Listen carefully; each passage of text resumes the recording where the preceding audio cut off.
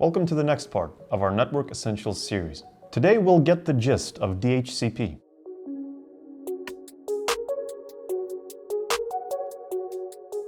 A dynamic host configuration protocol, better known as DHCP, is used to automatically assign IP addresses to end devices.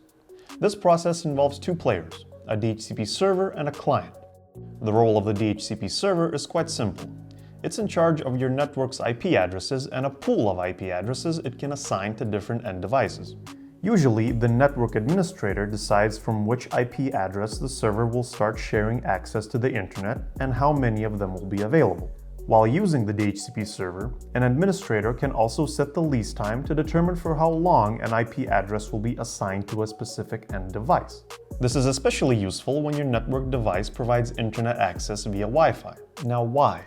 Imagine you own a cafe and are providing Wi-Fi to your customers. Because a cafe is a place that has customer traffic that changes every so often, you, as a network administrator, set the lease time to last for 1 hour.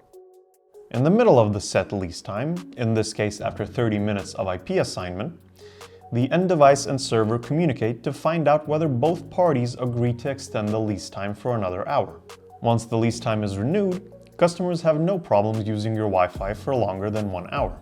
But if customers leave your cafe, their end devices and the server cannot communicate, so their given leases expire, and IP addresses assigned to them become vacant.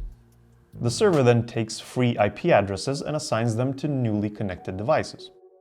Requests for IP addresses come from end devices, or in other words, DHCP clients. Let's see how communication exchange between the DHCP server and a client looks like.